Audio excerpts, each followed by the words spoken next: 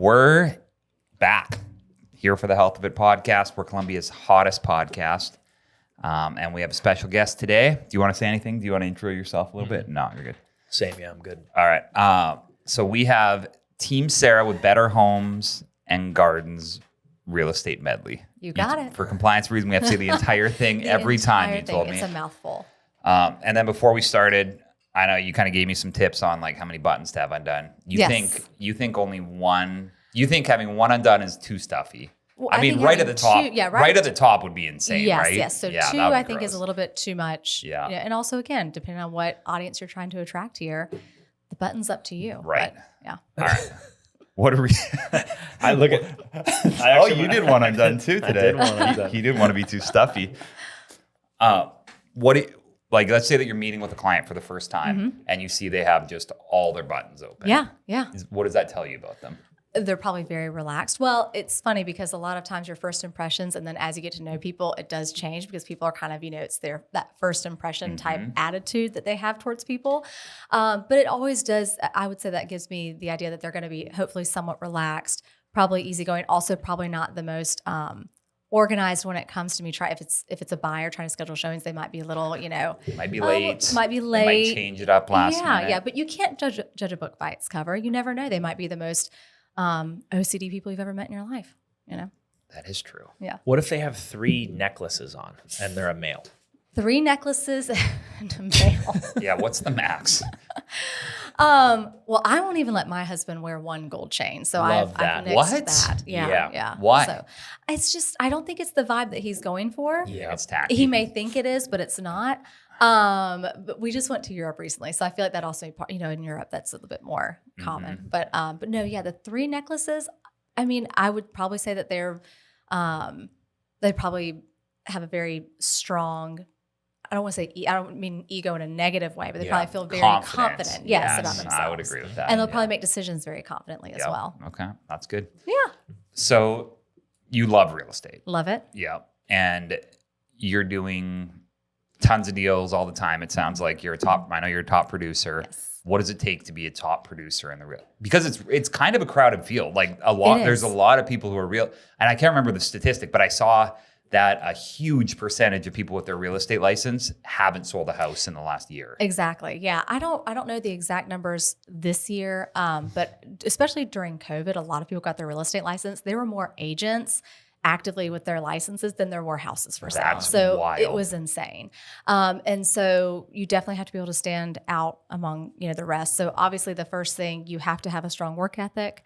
I think you have to be self-driven because anytime you own your own business, you're going to have to make decisions. You can't just sit around and be lazy. And even if you don't have a house to show or have a listing appointment that day, you have to find something to do. So whether that's making cold calls or just going through your lead gen, your CRM, you have to be dedicated and having that routine.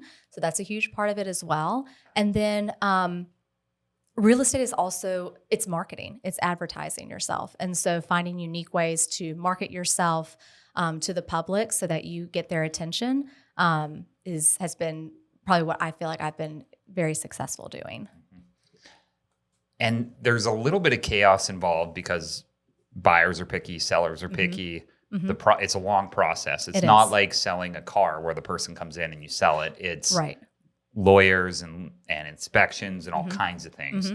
So what's the trickiest part that you think you found? During like a whole real estate transaction? Just in general as a realtor, what's the part that you were like, I did not expect this part to be this hard? I think the emotional aspect of it was something that no one can really prepare you for. I tell new agents all the time that real estate is not only the biggest financial transaction that most people will make in their life, it is also the most emotional financial decision that they're going to make. So like you said, it's going to take time for a lot of people, especially buyers when they're looking at homes to make sure it, fits their needs, their wants. It's very emotional. Same thing with the sellers when they decide to sell, especially if they've been living in the house for a really long time, these decisions become very emotional. And then those emotions are very charged once we get a contract accepted, but maybe inspections don't go great, or there's an appraisal issue or a deed issue. Anytime there's a small issue, it just becomes so much bigger just because everyone is so emotionally invested in the transaction. Yeah. So I'd love to hear your story on like what got you into real estate. Where did that all start? So I was a stay-at-home mom for several years. Prior to that, I worked in an office while my husband was in law school. I was a music performance major, which did not do much with that, obviously. But were you like singing? What instrument? I was just going to ask what instrument you think she played. Yeah, we'll let you guess. Were you we got all right? So voice, are we counting voice in this, or your vocal? anything? Your vocals are an instrument, so you tell me. I pegged you as a singer right out of the gates, but then I started thinking maybe flute. I would say wind instrument. I would say clarinet. Okay. Well, you're actually right on both counts. So I don't. Wow. You got that? Is that on film? Good. So I went to school. I played the flute, so I was a flautist. I also do sing a lot. I used to do a lot of musical theater, stuff like that. I don't do that anymore now that we have kids. Yeah. But yeah, so you So, win. Nice. Now, so you graduated yes. with that, and then kind of get us into the real estate. What kind of song? I want to hear a little more about singing. Can you give us a little number? Oh my gosh, I'd love to, but I think I'd have to just warm up, need some hot tea. Yeah. It's a whole big process. I don't want to strain your vocal cords. Next time, I'll be prepared. All right. But so I was a stay-at-home mom. My husband and I have two beautiful little girls. And after our second daughter was born, I knew I wanted to get back to work. My husband had a very, he's an attorney, so he works a lot of hours, especially as a new attorney at his firm. And so I had to find a job that had some sort of flexibility, so that I didn't want to be in an office all day sitting at a desk. And real estate kind of felt very natural for me. I've always enjoyed sales in some aspect. And so I got my real estate license. I actually took my exam on my daughter's first birthday, my youngest. So I really had the intention of it just being a little bit of a side gig, having some extra, money, and also giving me something to do outside of the home. And I would say after the first 2 years of that, things really started to build very naturally and organically. And between year 3 and 4 was when we started really hitting marketing on social media a lot more. And during those years, the business again continued to build to where then my husband started to step in. He's now the COO of Team Sarah. He also handles all of our operations and marketing. And then we also do a lot of video and drone footage for all of our listings and stuff like that. So he's very heavily involved in that as well. He's still an attorney full time, so he does this in the evening. So can he do your closings and things like that? He doesn't do that. He doesn't do real estate law, but he handles a lot of our marketing as well. And so, anyways, years 3 and 4 got super, super busy. Started to build a team within the past 2 years, and so now I've been doing real estate now for just over 7 years, and it's been. I tell people all the time, no one is more surprised by my success than me, but I absolutely love it. That's awesome. Was HGTV ever an inspiration, like when you were like stay-at-home mom and thinking? I think so. I think that everybody loves to watch those shows. They're just addictive. You can sit down thinking you're going to watch 1 or 2 episodes, and next thing you know, it's been 4 hours. Right. And you're like, where did my afternoon go? Yep. So yeah, I've always loved all of those shows. The House Hunters and Joanna Gaines shows and just all of that. Yep. It's very appealing. Yep. I love the $1 Million Listing show. Yes. My wife's into Selling Sunset. You watch that at all? I do. I'm glad you mentioned $1 Million Listing. I actually got to meet Ryan Serhant. He's one of my mentors. So that's awesome. In December of 2019, right before, of course, COVID, my husband and I were in New York, and Ryan Serhant has an amazing course, not just for real estate agents, but for anyone who owns their own business. But it's obviously heavily focused on real estate. And we had joined the course and read his book. And so we just sent him an email, and I was like, hey, I'm a real estate agent. I'm in New York. I would really love to just meet you, shake hands, and exchange business cards. He emailed me back within less than an hour and was like, come on by. And just stopped by his place? Just stopped. No way. Went to his office. It's the same one that was on TV at the time, because I think now they've switched offices a couple of times, and got to meet some of his producers and people on his team, his media.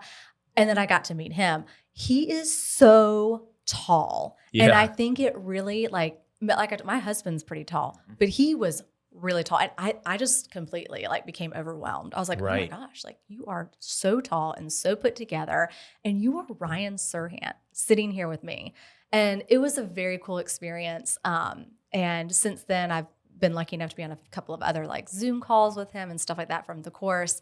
But that's been a really cool opportunity. And he's a fantastic mentor for anybody in real estate. I feel like it doesn't get much bigger than Ryan. Like I forget who's the guy out in LA that, and then the Swedish Altman. guy. Yeah, Altman. Altman. Yep, Altman. And then who's the Swedish guy? He kind of does both. Yes. I don't think he's on the show anymore. Oh, he's done? Yeah, I think he stepped away from it. He was a little too wild. Yeah. But big personality. Yeah, one of the things I mean, the big thing I noticed with them is their personal brand. Mm-hmm. Is that something that you've tried to really work hard on? Yes. Is like building that personal brand? Personal brand is so important. It's something that we talk about a lot with our team and with other agents as well.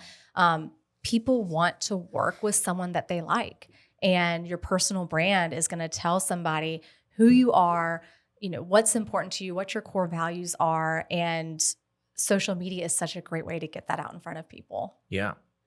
Now, do you, when you go to deals, what are the main things that you look for to see if it's a good fit for you? Like, are there certain things that when you show up, say you're going to try to get a listing to sell, that you might walk up to it and go, this just doesn't seem like a good fit? Or is your pre-work kind of filtering some of that stuff out? There's some pre-work that I do, up front before I meet with somebody, whether it's a buyer or a seller, to make sure that it's an area that I think I can adequately service. The Columbia MLS is the biggest MLS in our state. It's huge. So it's not just Columbia and Lexington it's Lexington and Newberry and Prosperity out to Blythewood and Camden. So it's a huge MLS system. And so I'll know, once someone gives me their address and what they're looking to do, I'm going to probably know beforehand if it's going to be a pretty good fit. But the biggest thing, again, kind of goes back to that emotional connection with people. I don't expect for everybody to be my best friend when I meet with them, especially given different people's different personalities. But I usually have a pretty good radar when I leave an appointment if I'm going to be working with that person or not. So. Yeah. I always wonder, do people interview a lot of realtors when they're going to sell a house? I would say usually yes. I usually am told that maybe one other realtor, sometimes maybe two others. But again, with that personal brand is where it becomes so important, because I do have a lot of people who just call me. Yeah. And they say, hey, I've seen your stuff. You sold my neighbor's house. I saw you do this. I saw your billboard. We want to work with you. But I do always expect there to be some sort of competition. And then with working with your husband, so tell us about that transition where, I guess, so he's still doing full-time? He is a full-time attorney. Yeah. And what kind of law does he practice? He does insurance defense. Insurance? So, yep. Okay. Mm-hmm. So when you guys started working together, tell us about that and how that kind of happened. My husband and I are very different personalities, so it was definitely a little bit of a learning curve to figure out, how to work together. We can live together, that's not a problem, but working together is a little bit different. So it started out with him just helping me with my social media. That was easy, and not a lot.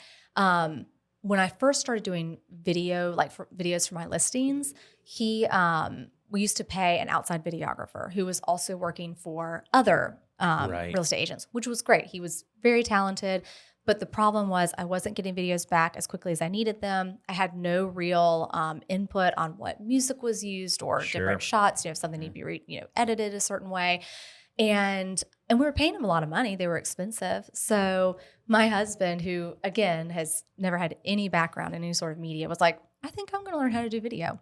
And I was like, oh, okay. I mean, I guess if you want to try, you can. Right. So it was a bit of an investment. He spent about 6 months studying it, learning how to use everything. And now he does all of our media. He does drone and all that stuff? Drone and video. He doesn't do just photography, but he does all of our other media now. I've seen some of those where they do almost like a walking video 3D. I don't even know. Is it a 3D tour maybe? Yeah. Is that something he does? Or is that like special equipment? That's a program that that a lot of agents will buy into. Honestly, I can't remember the name of it off the top of my head. Yeah. Every other agent's going to be screaming if they see this. And sometimes those are cool, but sometimes they're a pain. Like I don't know if you get a good bearing of what things look like. We like to do our videos. I mean, the purpose of the videos, again, is to highlight the home and to just bring out something unique about it so that people are talking about it instead of just a just here's the house, walk through, here's the rooms.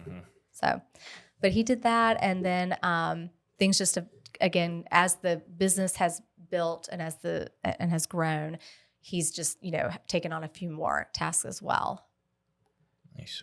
Yeah. So he's a lawyer and photographer aren't usually combos. Videography. Yes. So he doesn't take the photos, No, but he does do the photos. videos. Okay. Yeah. And then, so 2 years ago, kind of when all this COVID stuff hit, there was this weird point when, or I guess 3 years now, when people probably weren't buying, banks didn't know if they should be lending, what it looks like. And then things skyrocketed for 2 years. Out where of there nowhere. And even here, I remember talking to realtors, and they would be like, there's people from New York coming here paying 30% over ask in cash, and they don't care. So anybody local was like, there's no way I could find a house because I have to get a loan from a bank, and everybody's offering cash and they're offering so far over. And now it feels like things are changing. Yeah. I feel like when you look at the listings, there's more listings, they're staying on for longer, interest rates keep going up. So in your kind of opinion, what's the vibe from people as this is changing? Yeah. So you're absolutely right. When COVID first hit, I remember sitting there thinking, well, I'm not going to make any money now. Who's going to go outside and look at a house? Yes. And within a matter of a couple of months, all of a sudden, like when the interest rates started to drop, people just started. It was a truly like a dogfight to get into a house. I mean, buyers had 15 minutes. There was usually somebody already in there before they got there and somebody waiting when they were leaving. We would have 15 minutes to look at the house. I would probably be lucky to have 3 or 4 hours to get back to my computer to, send them documents if they wanted to put an offer together. And by the time the offer was sent, minimum there'd be at least 10 offers. I mean, I've had some that was 20, 30 plus offers on a house. So crazy. It's crazy. And it was so difficult for buyers, but I promised each and every one of them, trust the process. I know, especially when you are new to that market as a buyer, you probably don't know what you're getting yourself into, and it might take a couple offers to really get comfortable. All of my buyers eventually found houses, so it all did work out. Now we've seen this shift where interest rates have just continued to climb to rates that, quite honestly, I don't think any of us expected them to be at, especially at this point. And so that has slowed down buyers' confidence. They're not as motivated as they were before. We have more inventory, but at the same time, inventory was so low, we still don't have a ton of inventory. So it's a very weird shift that we're in right now. But what I also like to remind anybody looking to buy or sell is the market is extremely hyper-local right now. So it might be that on one side of town, houses are still selling very well, some with multiple offers. We're not going to have 20 offers anymore on houses. Right. That's not happening. But, one side of town may be getting strong offers where another neighborhood or side of town just aren't. But it's so hyper-local that even people, if you're looking in a certain school district and different neighborhoods, one neighborhood's maybe still selling extremely hot, others may not. And you just have to... It's so important for agents when they're going to help someone buy or sell that they know exactly what's going on in that exact specific market that they're looking to buy or sell in. And people are probably looking for different things now that everything's open, I would imagine. There was a time when everybody worked from home. Yeah. So having a backyard and a home office and all these things mattered a lot. Is that still a thing? I think it is. I think that in the back of everybody's mind, now that we've all lived through COVID, people are probably wondering, what if something like this happens again? Right. And so I think that people do value having either more space or being in a true like community type place where there are a lot of good amenities that people and their families can use. So I think that it's still, despite our best efforts, I think it's in the back of everybody's head.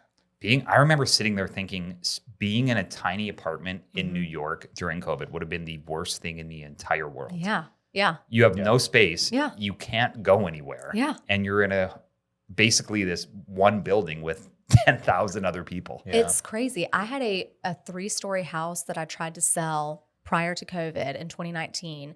It was out over in the Indian River area, which is like a golf course out there. Yeah, new golf course. Getting renovated. There's a new one. Yeah, coming up. And or they're revamped or whatever it is. Yeah. I don't play golf, so I don't know what it means. But 3-story house I tried to sell for months. And I mean, everyone was like, it's too big. The yard's too big. The house too big. There's it's too much room.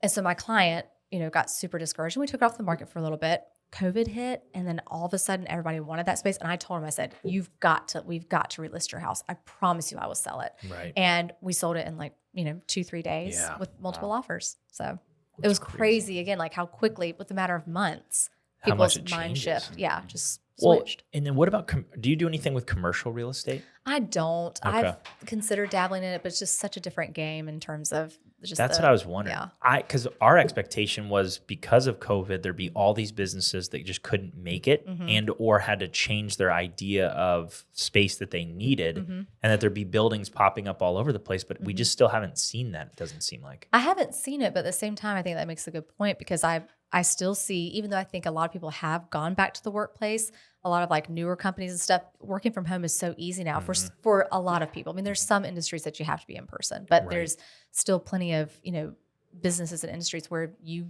can work from home. And then of course the business where if it's a store and everybody shops online now instead of going in, I would imagine it's had a big impact, but I just don't know as much about commercial. Yeah. And then what are some of the top things if you're trying to sell somebody's house that could increase their value? Like if you did a walkthrough and you're like, all right, let's get this thing ready to sell, or somebody wants to sell in the next year so they have some time to do some bigger things, what would be things that just really would ramp up value?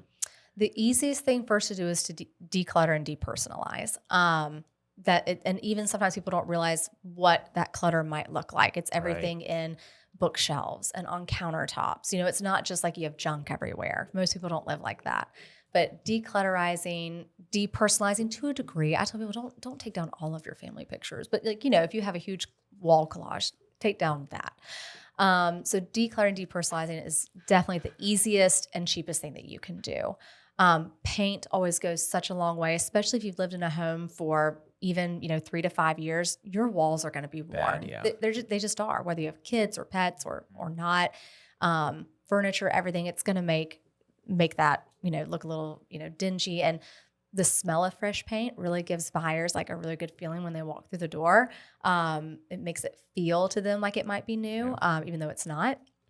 Are there colors of paint that you recommend? So it's cookies, because it used to be cookies, right? And now it's the smell of paint. And now it's the smell of paint. Yeah, just smell those fumes instead of the cookies. But paint colors, I think we're all done with the agreeable gray. I have a lot of contractors and painters that tell me, please don't have anyone paint agreeable just gray everything anymore. Gray. It used to be, even the floors, everything was gray. So I think we're getting away from that. Yep. I love white walls. So alabaster, that's my favorite color. My husband's office, we did a cool dark. It's called iron ore. It's like a black everything. Actually, wall. That's one of our walls out there. Yeah, it looks great. Great. One of my best friends is an interior designer, and we were actually just talking about exterior colors yesterday. And I can't remember the color that she told me, but now there's more dark, neutral, almost like green, like the greenish hue that's starting to come in a lot now. Yeah. So yeah. You know how Randy picks his paint colors? How? He goes to Lowe's or Home Depot, their sale section, and just whatever colors they are, he gets a tub and he dumps them all into the tub, mixes it up, and then that's what. Sometimes it's great. It sounds like a very risky process, right? But without risk, there's no reward. That's what I always thought, and I was like, even if I hate it, it's just the first coat. Do you really do that? Cover it. I did. I gotta show you pictures of his house. It had 3 colors of paints on it, and he was going. It was it turned into this puke brownish green color that this mixture was. And then I repainted it gray, of course. Okay, yeah, that's okay. Yeah. It doesn't seem fair that it's only 3 to 5 years that you get with paint colors. I feel like we need 7 to 8. And actually, so painted white brick. Yeah. Is hot right now. Yeah, it is. But how long is it going to be hot for? I think that painted white brick is a little bit timeless depending on what kind of white you do. So the stark white, I think that's out or going out. I love the German schmear look on brick where it's you can kind of see some of the brick through it. German schmear? That. Yes, look it up. I don't know what that is, but I will. Yeah, it's very just, again, it makes it look like an older, more established home, even though it's new. That's really cool. But I think it's all about what color you're talking about, what color white. But I'm also seeing a lot of not brick homes, but some brick, but mostly like hardy plank homes that are being painted darker colors, which I really love because I just think it's just so different. Yeah. So, yeah. Is more bathrooms better? Like, is there a point where too many bathrooms are a thing? I think I've had some houses that have more bathrooms than bedrooms. And I think mentally to buyers, it's weird. Yeah. Like if you Just see a house that's listed, with 4 bedrooms, but 7 bathrooms, like why so many bathrooms? Now, granted, some of them are half bathrooms, but I do think that we went through a time where maybe 2 or 3 bedrooms shared 1 bathroom. I think it's important that if you have three guest bedrooms, you need 2 bathrooms. A house that only has that 1 guest bath for 3 bedrooms, that's really hard for families now. And is that a pretty big value add? Just if somebody could, like if they're planning to sell their house, they would just try to find a spot to put another bathroom or half bath. Yeah. Anytime you add square footage, I guess that's always a good thing. Yeah. But is there a way to do some math, I guess, on if you want to add, say, a bedroom and a bathroom, you find the cost of that and then figure out how much that would improve is there some sort of equation people could use? I mean, you may not get necessarily all of your money back depending on what kind of project it is, what kind of finishes you're putting into it, and do the finishes that you're putting into it match the rest of the house and what the value of houses around you are selling for. So there's some things you have to think through. But yeah, if you're adding square footage, I always tell I work with some investors that, flip homes, or just someone who's wanting to do an add-on before they sell. I just tell them, be conservative with it. Again, we'll run the comps. I'll show them, what they would probably get for their home if they added a certain amount of square footage. And then just, of course, always that means don't blow the budget. If you know that you might increase the value of your home by, let's just say $25,000, don't spend $25,000 on the renovation, spend like 7 to 10 if you can, or whatever it's going to cost. Right. So, be smart about it. What about pools? So pools are a very hot topic. And I don't want to overstep acting like I am an appraiser because I'm not, but most appraisers will tell you that pools are not going to add any value to your house. But it does add, I think, just interest for people that want to buy your house. So if you're going to put a pool in, don't plan on getting that money back necessarily. If you're going to be selling the home in the next 2 to 3 years, you probably won't see a return on that. But I mean, we live in Columbia. It is so hot outside. We put a pool in our house and it's the best thing we did. So Yep. What is there anything that if you have a buyer, any weird features that somebody's wanted, like a movie theater? I mean, I guess some of these aren't weird, but like a golf simulator. What's like the weirdest thing? I have had people want golf simulators. I've had people. I know I've had weird things, and now that I'm put on the spot. Well, anybody want one of those 50 Shades of Grey rooms? No, I haven't had that. I knew that. That's what I was thinking too, and I knew have you were walked going to into go some there rooms with and it. I see stuff screwed into the ceilings, and I'm like, what's this? Here? What was that? But some people, I have had, again, probably since COVID, people want these safe rooms, which is fine, but some people are very concerned about having they want a certain safe room or like a vault. Yeah. For if there's nuclear explosion. Yeah. I've had some people that want a space to be able to store a lot of dry goods. Again, this was the past few years. Yeah. People that would be able to store a lot of stuff just to have, just in case. That's always kind of interesting. Any stripper poles or anything like that? I don't see any stripper poles around here. I know. Yeah, it's a shame. I'm surprised. Randy, don't you have one? I would pull it in. I don't. How about I need to get my cardio up. I need to work on my strength. How about basements? So in the South, we're from the North. Are you from here? I'm from Columbia. Oh, you are? Yeah. I'm kidding. So did you have a lot of relationships then? When you... Yes and no. So I was just telling you earlier, I literally grew up right around the corner from here. No way. Right up on North Springs Road. Yeah. It's wild. Anytime I come back to this side of town. I live in Lexington now, but I am from Columbia originally. Nice. So basements, since we came from the North, you had a bit. Everybody had a basement. has a basement. Yeah. Where are they in the South? And do you ever walk into houses and see that? Yeah. So there are a good amount of basements. Really? A lot of lake properties are going to have basements just because there's a slope going down, as you go towards the lake. So Like a walkout kind of like thing. a walkout basement. And, Yep. and that's what you're going to see is pretty much just walkout basements. If there's No true, which like, isn't No really true. a basement. Really? You don't think so? because I have If you- I have a walkout, Yeah. Yeah, that's not but a I don't know basement. if I'd call it the basement. It's almost like Really? I'd call it the first floor. A basement has Really? to be fully underground. Oh, wow. Or at least how we had it Yeah. in Canada where I grew up. There had to be enough space between the ceiling and the ground level that there could be a window that you could climb out of if you needed to. Oh Tiny my little goodness. window. No, So- yeah. I guess then we don't have any of those kind of basements now that you're talking about it. Because I've always just thought of a basement as just a true, like a walkout basement is a basement. And they're really Yeah. just places for water to accumulate and cause mold. Yeah. So I don't miss basements. Yeah. I Yeah. gotta say that. But it adds a lot of square footage and a It lot does. of storage, and it just without really having to do anything else Yeah. other than just you dig out the bottom and Yeah. finish it up. Yeah. I have a lot of clients that come here from up north or from out west. And I do get a lot of people who ask me, about basements because they're just so used to it. So Because in our mind, it was like a nice, like bonus area. It almost felt like I didn't really think of the basement as a thing, but like everybody wanted one in the north. This It was is like where the your game parents room. told you to go Yes. when you're being too loud. Yes. I feel like around here growing up, if you had a basement, you were rich. Like as a kid, Right. like as like an 8-9-year-old kid, you're like, oh, you got a basement? Right. Okay, you're doing really well. Yep. So, I could see that. Yeah. Now, let's talk about offers. Yeah. When people put in offers, is there anything sneaky to like guarantee that you win? And it was a big thing around COVID where I thought I heard somebody, they were trying to put a bid on a house and they snuck something in their offer where it automatically, whatever the top bid was, their offer would automatically do 5,000 more or something like that. So that's called an escalation clause, and they became extremely popular during COVID Yes. for exactly that reason. So a house is listed for $250, and you know that really it's probably only worth $260, but someone else has already put an offer at $260, maybe even $265. So you talk to your clients and you say, okay, what amount of money are you willing to put up front if you really want to get this house? So you could say that you could even put your offer in at $250 if you wanted to, and say we're going to give an escalation clause up to $265, so $1,000 higher than the next competing offer. So if someone puts in at $263, we'll pay $264. You get the math. Yeah.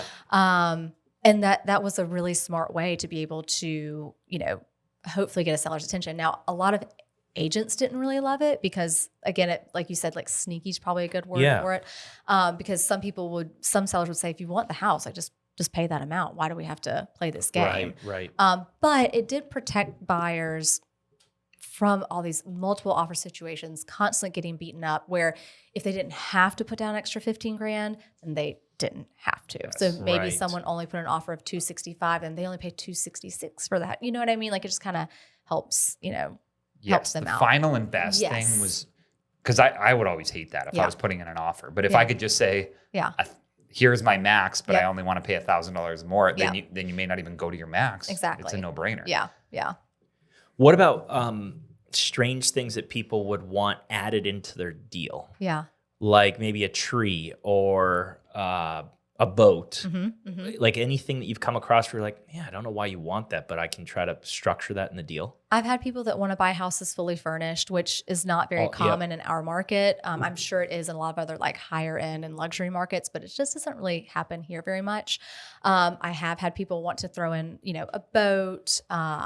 We've actually, I would say on the opposite, I've had sellers who want to take stuff that they should leave, like a tree. People are very protective over their plants, I have learned. I actually recently had some sellers who took up some flowers, and I mean, I felt terrible because she was like, they were my grandmother's flowers, and she's also like very old, so these flowers have been around for quite a while. So she's like, they're my grandmother's flowers, so I wanted to take them, and she's like, I'll put the exact same type of flower, but just not my grandmother's flowers. And the reason that I was alerted to it was because the buyer happened to drive by and saw her doing it, which is why I called to ask what was going on.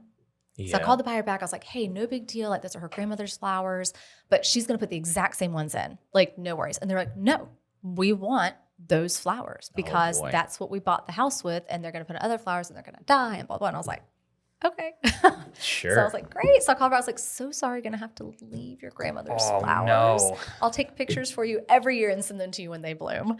So, that was stuff like that can get kind of, again, emotional. Yeah. Yeah.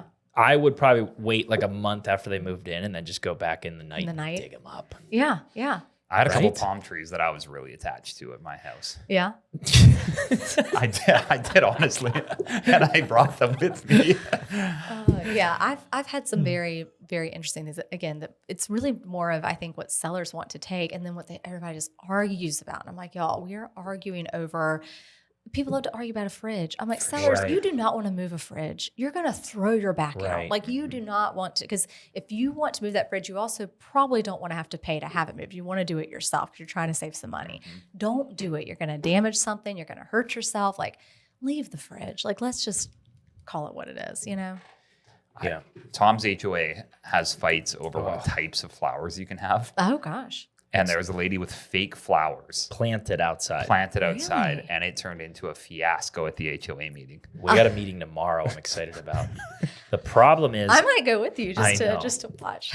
Well, I did a bad thing. I painted my house without permission. Yeah, they'll get you. Yeah, and I was told not to, and there was this whole thing. So now I'm on like the other side where people are. I think my whole neighborhood's pissed off at me. But we had to rewrite I had to pay for rewriting the bylaws via a fairly large fine.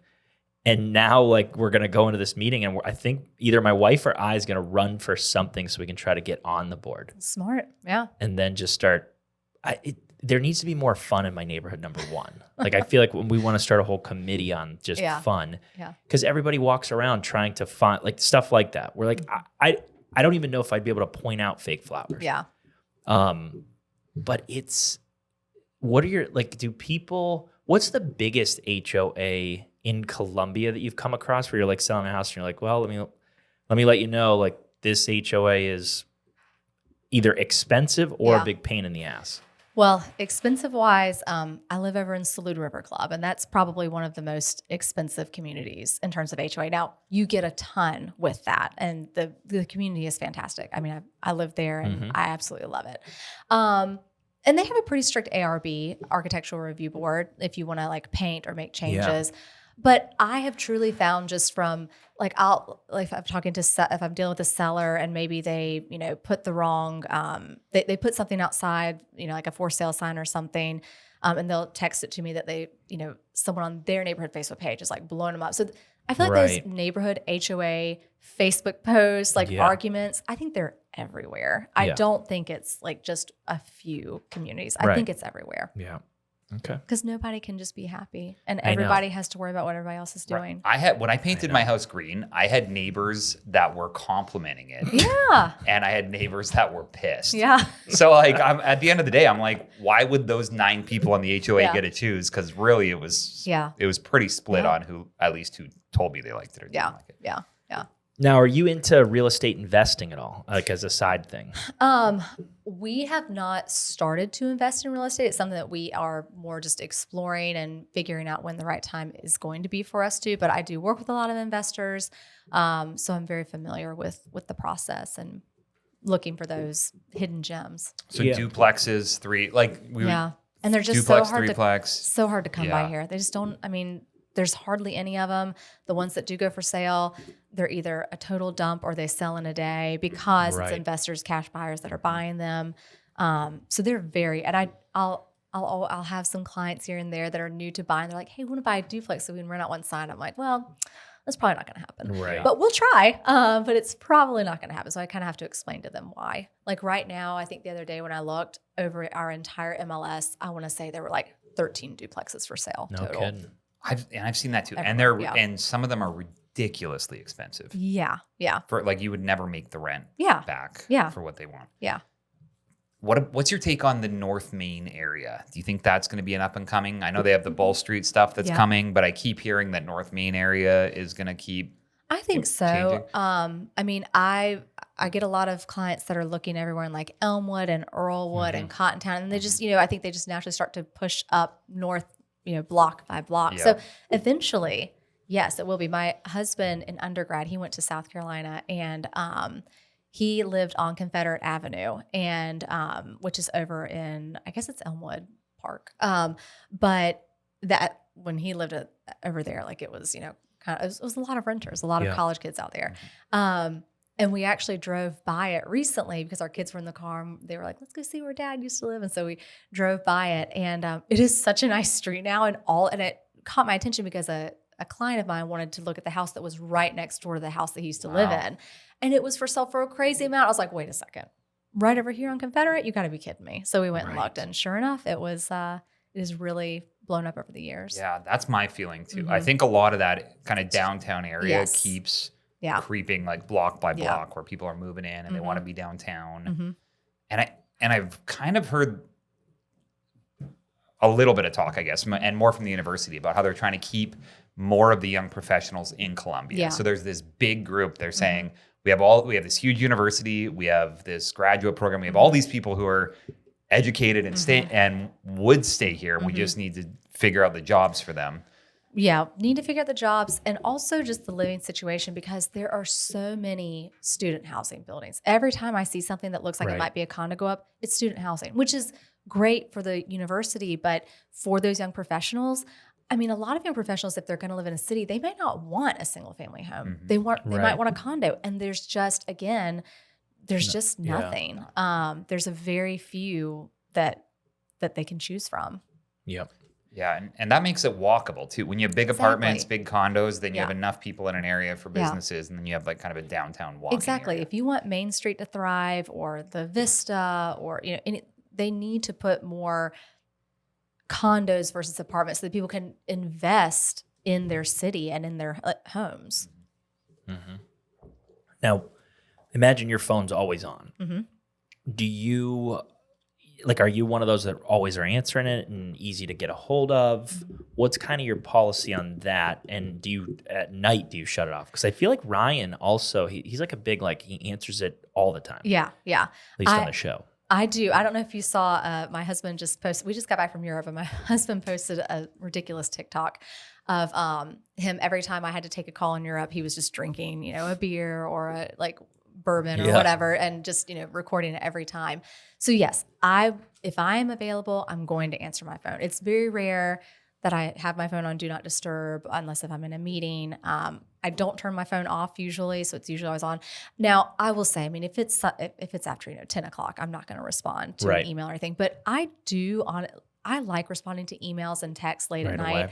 Right away for sure. But but if I get a text or email late at night, I'm going to probably respond to it because I don't have kids pawing at me. I can kind of sit and think through the email. So I have no problem responding to stuff at night. Nice. Yeah. I love it when people respond right away. Yes. Especially, I feel like in the realtor game, if you're excited about something and they're not responding for a full day, you're like, wait a minute, what? I've been thinking about this nonstop. That's a great point. And again, if I'm in a closing, my focus is on my client that I'm with. So I may not respond right away. But if I have a quick second where another client is texting me, I might just say, if they send me a house, I'm going to say, super exciting, I'm in a meeting, I'm going to call you back. So I always tell my clients that ahead of time too, hey, if I don't return your call, or if I don't answer, I will return your call. If I don't answer your call or your text right away, just know I'm not ignoring you in a meeting, but I'll definitely see it and I'll get back to it. And again, usually I'll try to, at least if I can't truly respond to it, I might just like it and be call you back soon, or super excited, something like that, to make sure they know that I'm on it. You at least see it. Yeah. Or I'm on Columbia's hottest podcast. Exactly. Can't answer right now. Sorry. Yeah.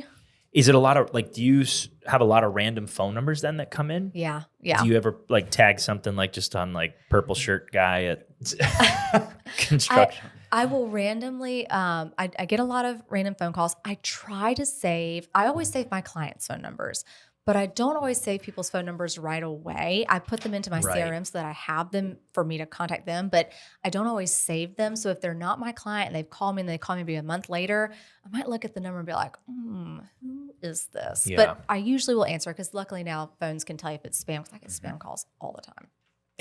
And then what is it? Yeah, I guess walk us through a day in the life. Are you an early riser? Do you then hop on and look at the MLS? What does the day look like for you? Average day?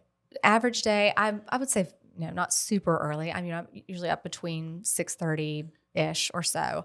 But I'm going to definitely check my email, see if there's anything that has majorly happened for the few hours that I've been asleep that I need to tend to. I'll always check MLS. So I like to check MLS at least 3 times a day. I like to check in the morning. There's not going to be much change in the morning. I like to check it usually around lunchtime. That's when I'm going to probably see the most action, and I like to check in the afternoon again.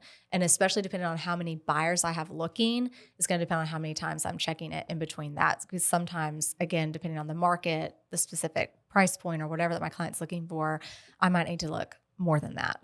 Gotcha. So yeah. That's kind of, and then you build in time for phones and meetings, and so I have I'll usually spend some time each day. I try to time block, but again, my schedule is never going to be the same every day. So as long as I know that I've set an hour aside at some point to go through my leads, reach out to people that I haven't talked to, reach out to the people that I might be in the middle of a transaction with and follow up with. So I spend a good amount of time doing that, any sort of follow up.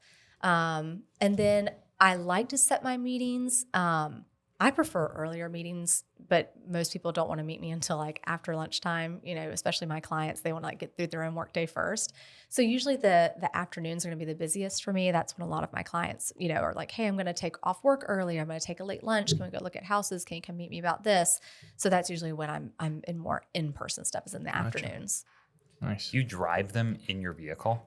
Not really. I have from time to time, but I mean, most people already, even if they're visiting here, they've rented a car, so it's not really a big reason to do that. I'm also a terrible driver, so people would.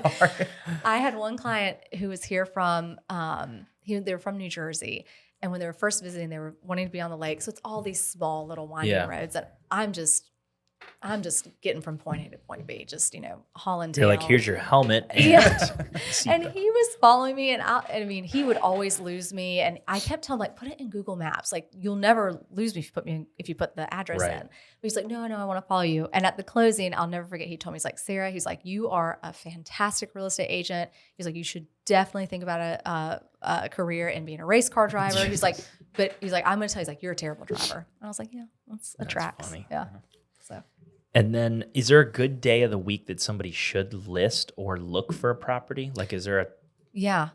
A lot of experts will say list towards later in the week. That's typically when we do see a bigger increase in listings. So starting on Wednesday, we'll start to see more listings today as opposed to Monday or Tuesday, typically.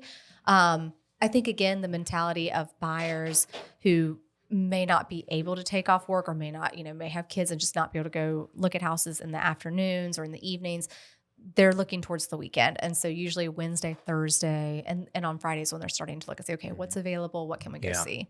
And are like Zillow and Realtor.com and that kind of stuff, do you like when people are looking at that stuff? Or is there anything you recommend? It doesn't bother me when people do.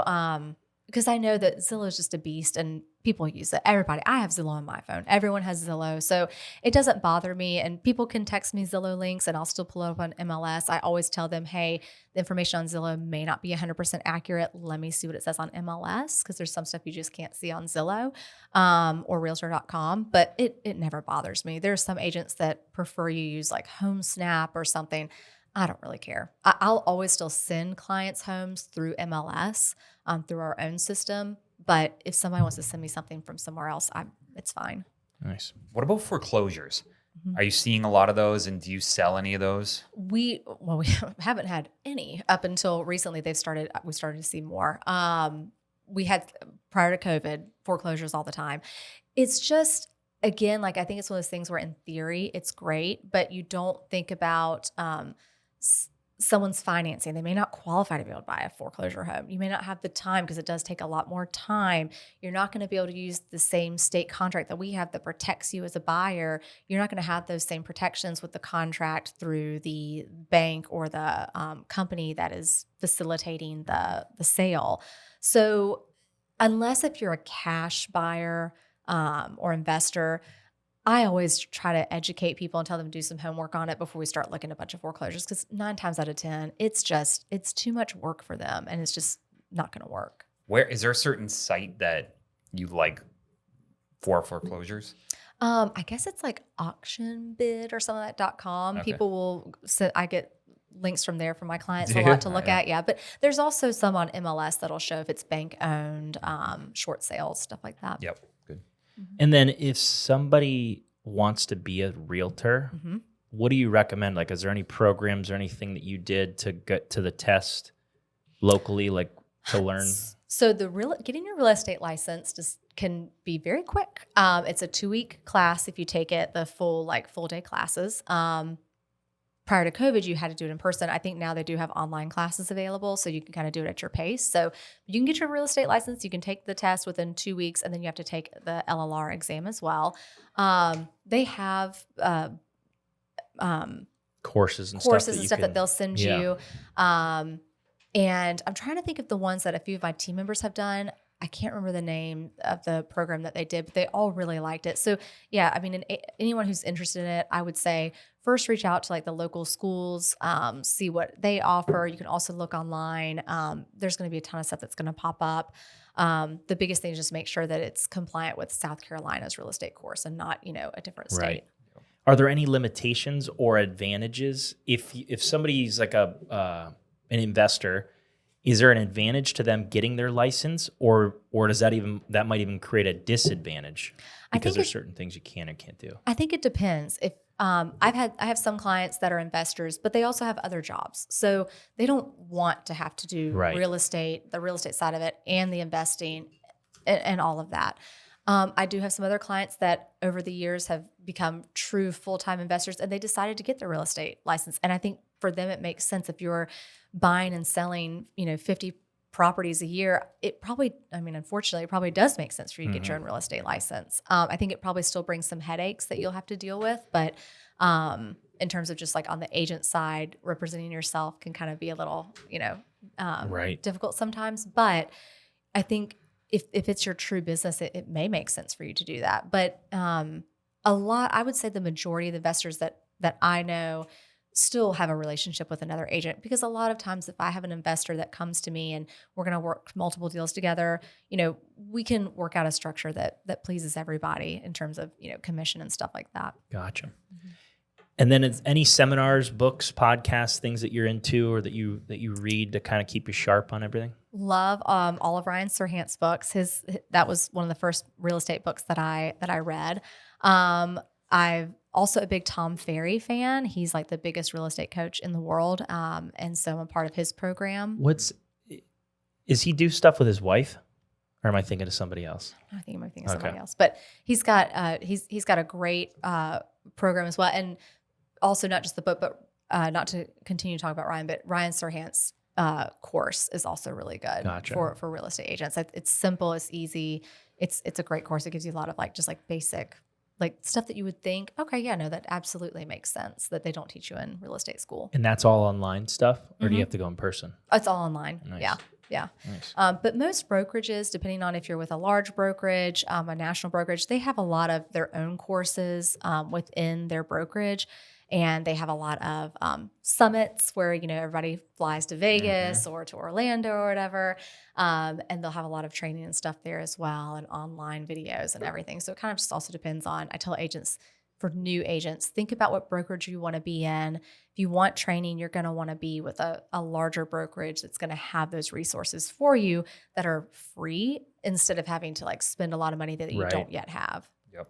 And what about within the city? Is there anyone who you think we should have on our podcast? I'm sure you meet all kinds of people. Anyone other than me? I know. Well, you're gonna be the top ranking one here.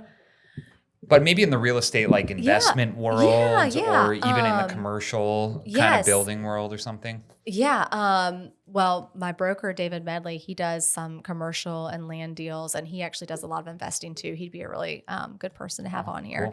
Cool. But yeah, I'll have to get you guys a few names. As you can see, I'm great on the spot when people ask me questions. It's a hard question. I didn't prep you for that one. And then, do they teach you guys how to dress? Is there a thing in broker world where or whoever, where it's all right, here's the look that we're going for our Yeah. or don't wear? I think it's day 9 of your real estate class. You get fitted for a suit and large clunky shoes. I'm kidding. No, Randy was really interested. He's like, oh wait, they're gonna. Oh, that'd be nice. Maybe I will get my realtor license. No. Yeah, I would say it used to be, yes, you had to be very like suits and, dress pants and all of that. Like what I'm wearing now is probably what I'll go show houses in later. Yeah. And I just think that's also kind of just where we're at as a culture, where you can be professional and also be comfortable. I have had some agents come to stuff where I'm like, what are you wearing? That just look disheveled. I think just make yourself look clean, right, and put together, and you can have your own style, and that's okay. Yeah.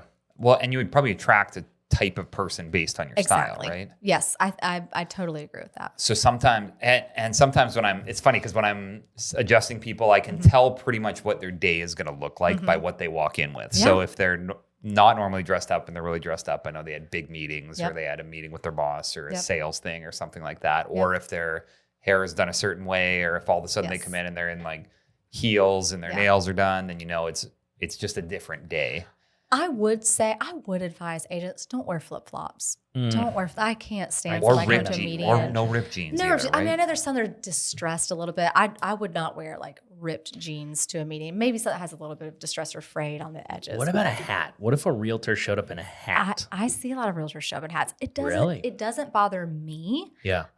Again, I think it's something that's just a lot more accepted now in our culture, and I think that's fine in our society. If you want to wear a hat to work, wear a hat. But I see a lot of people wear hats. Yeah. Brad, our videographer, showed up to his first interview in a hat.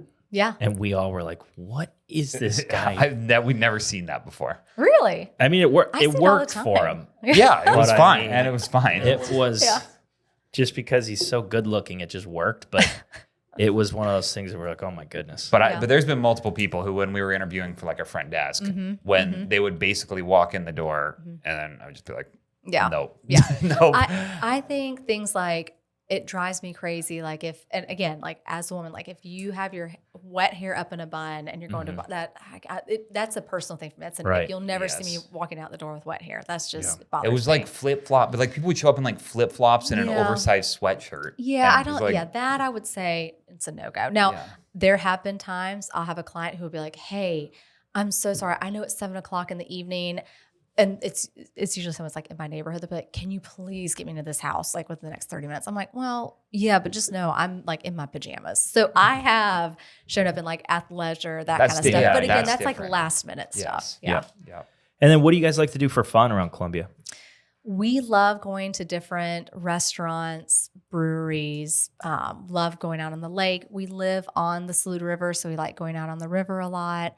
Like kayaking? Yeah, well, we like to just float. I don't know, fish. Just float in a tube? I just float in a tube with a Topo Chico hard seltzer in my hand, and I am happy. Topo Chico's good. Yes, they're so good.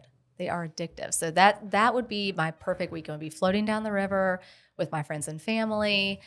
Coming back up, maybe if the weather's right, we have some fire pits, can do some s'mores for the kids, hanging out. Like I just like to be outside. That's the biggest thing. If we're going to go to a restaurant, it can be 100 degrees outside. They better have outdoor dining because my husband is going to want for us to all sweat it out outside. He's an outdoor, like even in the heat? He wants shade. As long as there's shade, he's fine. Yeah. Now, if we go somewhere that has outdoor seating and there's no shade, then forget it. What's his ethnicity? Is he like a hairy guy? Because a hairy guy does not want to be outside. He does not. I can tell you that. He's not hairy. No. He's got, good pores. Because anytime it's like I want indoor because I would be soaking. You're so hairy. Yeah. I'm so hairy. It's just But it's Italian. I'm Italian. Oh, okay. See, I probably sweat more than my husband does. So I'm out there just sweating to death. Yeah. And and my youngest, bless her heart, she's like me.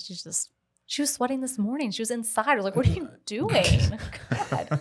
I think she's doing some flips on her gymnastic bar. But I was like, "What is wrong with you? Why are you sweating at 10 a.m.?" We're indoors. Yeah. Okay. So tell everyone where they can find you, how they reach out to you, what your preferences are. You can go to my Instagram. It's at Sarah Bennett Realtor. You could also check out my team. It's at Team Sarah SC, and our website is www.teamsarah.com. And they can see your billboard out by the zoo. Billboard by the zoo. If you're taking your kids to the zoo this weekend, Yeah, how many give me you a have? call. You have one billboard out I have there? that one. I also, there's one in Lexington that's one of the electronic ones that like changes. Nice. Sometimes I'll be on that one depending on what we sign up for. Yeah. Sweet. So, yeah. Cool. All right. Well, thank you for being on the show. Thank you, Everyone go guys. check her out. Here We're here for the health of it. for the health of it.